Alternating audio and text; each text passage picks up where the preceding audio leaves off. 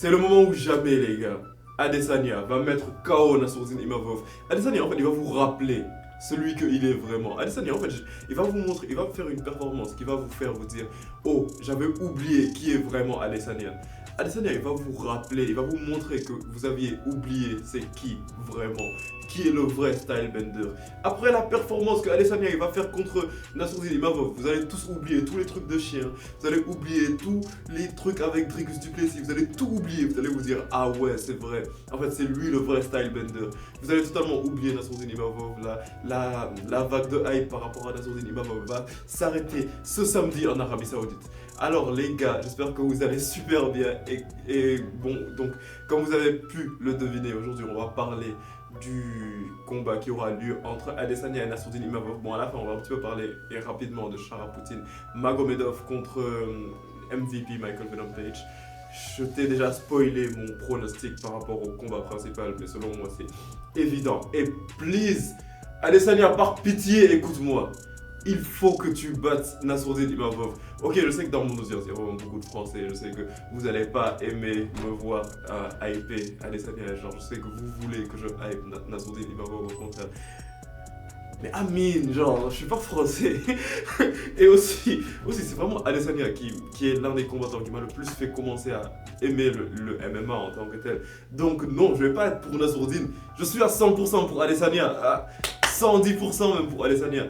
Donc voilà, comme d'habitude, avant d'aller plus loin, je te conseille fortement de t'abonner à la chaîne parce qu'à ce qui paraît, si tu ne le fais pas, Francis Ngannou va venir chez toi à 2h du matin pour te mettre le coup du marteau. Et on va commencer tout d'abord par tout simplement, on va parler un petit peu des palmarès des deux combattants afin de voir un petit peu la forme actuelle dans laquelle sont ces deux combattants. Adesanya, il y a une statistique qui est intéressante par rapport à lui, qui montre que depuis 2019, déjà, bon, il y a deux statistiques intéressantes. Depuis 2019, il a été que dans des title fights, il s'est battu que pour le titre. Et ça, c'est son premier combat depuis 2019, c'est-à-dire 6 ans plus tard, dans lequel il n'y a pas de titre en jeu. Ça, c'est une statistique assez intéressante parce que là, on pourrait se dire qu'on va revoir un Adesanya Challenger. Et si tu regardes ma vidéo par rapport aux combattants mythiques du MMA, bah, tu vas te rendre compte que j'avais beaucoup parlé de Adesanya Challenger. Et dans la logique selon laquelle Adesanya, lorsqu'il est Challenger, bah, il a vraiment la rage de vaincre, tu vois. Il a vraiment envie de tout donner. C'est un petit peu comme quand il se battait contre un Gastelum ou un Vettori. Là, tu vois bien qu'il donne absolument tout ce qu'il a. Il donne de ses tripes pour gagner le combat. Et c'est ce Adesanya que l'on risque très bien de revoir. Une autre statistique intéressante, ce que j'avais dit, qui est intéressante à voir par rapport à ce combat, bah, c'est tout simplement le fait que Adesanya, depuis 2021, bah, il est sur une série, pas une série, mais genre, il a un palmarès de 4 victoires pour 4 défaites. Et donc ça montre que maintenant c'est vraiment le point crucial, tu vois, c'est vraiment le point crucial.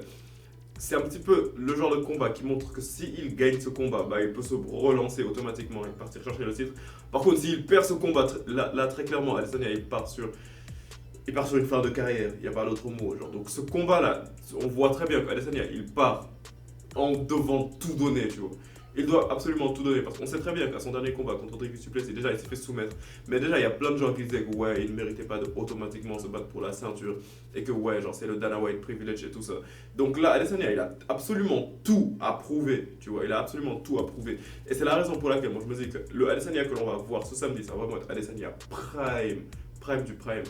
Maintenant, de l'autre côté, on a Nassourdine Imavov. Donc, Nassourdine Imavov, je vais juste pull ses statistiques depuis 2021 rapidement.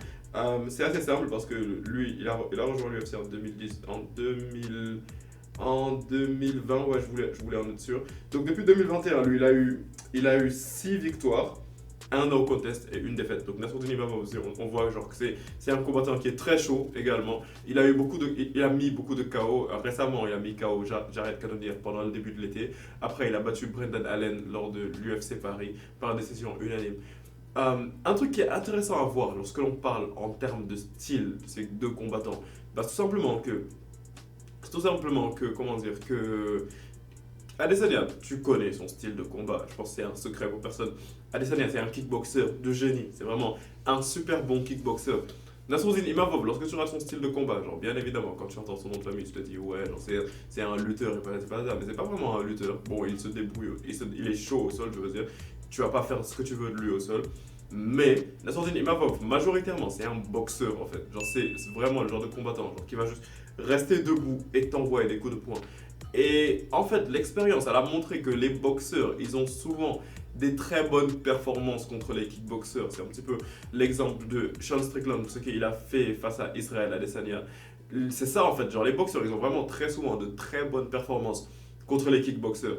Et c'est un petit peu la raison pour laquelle ça pourrait un petit peu être dangereux, ce match-up en tant que tel. Donc si, et le fait que les deux, ils ont également un petit peu la même allonge, ils ont un petit peu la même taille, ça va vraiment faire de cela un truc là, un match-up assez compliqué, tu vois. Pour Adesanya, je veux dire. Mais le truc, c'est que l'expérience d'Adesanya, selon moi, j'ai vraiment l'impression que ça va vraiment faire la différence dans ce combat contre Nassourdine Imavov. Nassourdine Imavov, bien évidemment, il a combattu des grands combattants, genre dont Sean Strickland qui a battu Adesanya, mais Sean Strickland, il a également battu Nassourdine Imavov. Sean Strickland, en gros, c'est un petit peu le papa des deux. Ça me fait de la peine de dire ça. Ils ont également eu Jared Cannonier comme adversaire en commun. Adesanya l'a battu à décision, et truc.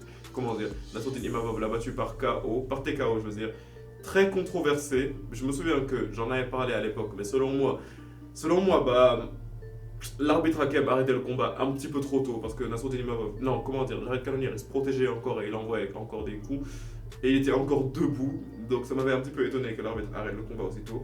Après, comme je te l'ai dit, Nassourdine Imavov, il a affronté Brendan Allen lors de l'UFC Paris, il a gagné par décision. C'était un petit peu serré, mais voilà, c'est ce que c'est.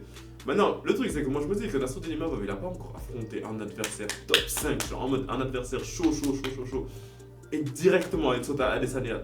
Donc, bien évidemment, ça va être son plus gros événement so far. Et c'est maintenant ou jamais également pour lui, parce qu'il sait très probablement que s'il bat Adesanya, juste après ça, il va avoir une chance pour le titre. Et donc lui également, il va venir prêt à tuer, tu vois. Il va venir all guns blazing. Il va venir vraiment prêt à faire du sale.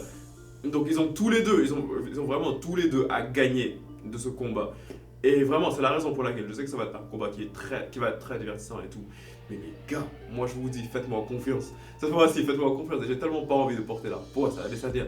Mais cette fois-ci, Adesanya va le mettre KO par un head kick. Je sais pas ça va être lequel. Je sais pas ça va être un question mark kick, un spinning back kick, un heel kick, je sais pas. Je sais pas ça va se passer comment, mais Adesanya va mettre KO Nassourdine Imavov. Je suis désolé les Français. Cette fois-ci, we have to do it. Je suis désolé, la majeure partie du temps, j'aime être de votre côté et tout. Mais cette fois-ci, pour Adesanya, c'est impossible. C'est impossible. Nassourdine Imavov ne va juste pas battre Adesanya. Let's just be real with that. Donc maintenant, ça c'était ce que j'avais à dire par rapport à ce combat. Ah oui, il y avait un autre point que j'avais envie de souligner rapidement. Ça revenait tout simplement au fait que lorsque l'on regarde, juste par rapport au MMA français, c'est intéressant de se dire que ce combat-là, c'est littéralement l'un des plus grands combats de MMA français, en tout cas de l'UFC français, ever. Selon moi, c'est plus grand que, bien évidemment, que Moïcano contre Benoît Saint-Denis. C'est plus grand.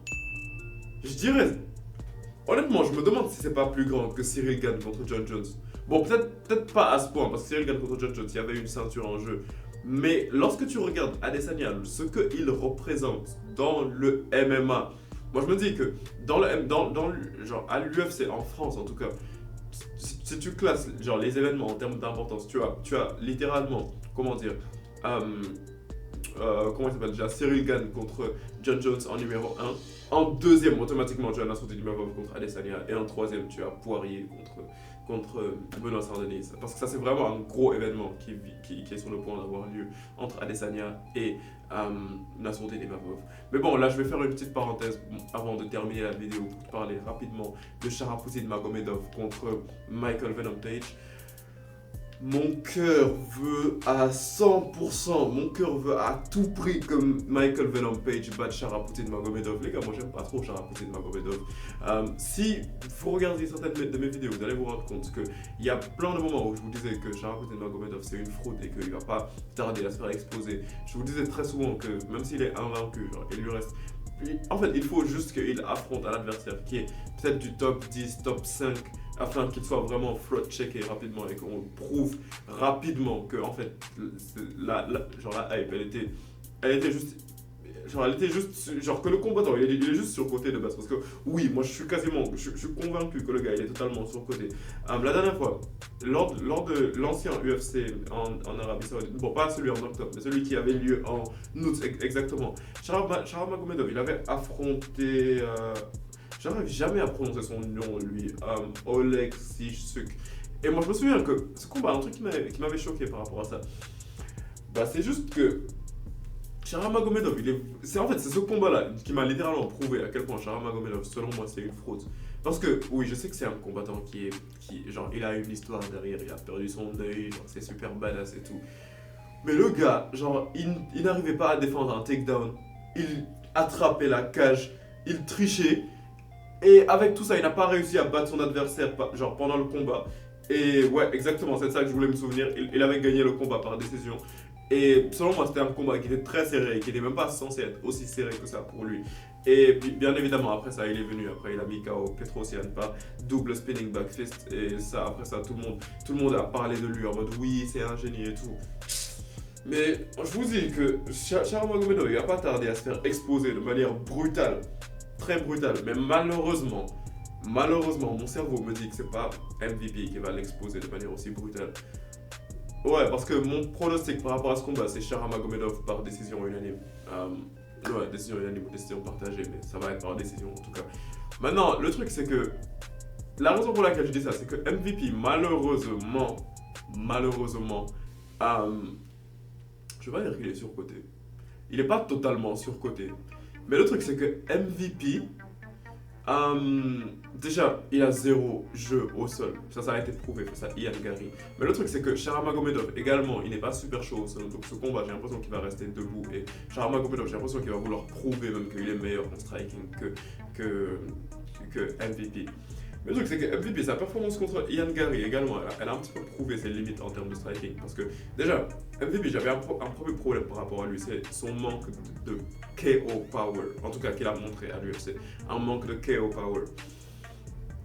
Également, il est super chaud en striking, bien évidemment, on va pas se mentir. Mais c'est pas majoritairement des coups qui vont te mettre en grande situation de danger. Comme lorsque l'on regarde le combat qu'il y a eu entre MVP et Ian Gary, bah MVP il a envoyé beaucoup de coups et il a mis des coups dangereux. Non, il a envoyé quelques coups, je veux dire, mais ils n'étaient pas dangereux. C'était pas des coups qui étaient dangereux, c'était pas des coups qui allaient nous faire frissonner ni quoi que ce soit. C'est juste des coups genre pour marquer les points, tu vois.